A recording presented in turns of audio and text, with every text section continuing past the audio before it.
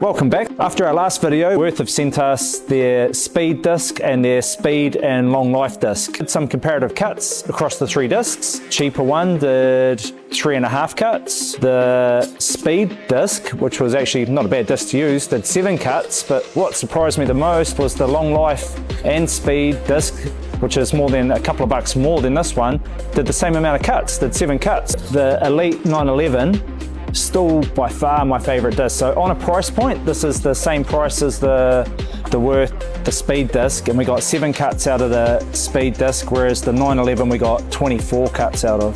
The Elite 901, and we got 8 cuts out of it. So I think we might just switch all to the 911s. We did get sent this as well from Wurth, which is a diamond steel cutting disc, no dust, super clean. It is a slower cut. It's can be hard to penetrate, but on the tube, once you're in, it wasn't too bad at actually doing the cut.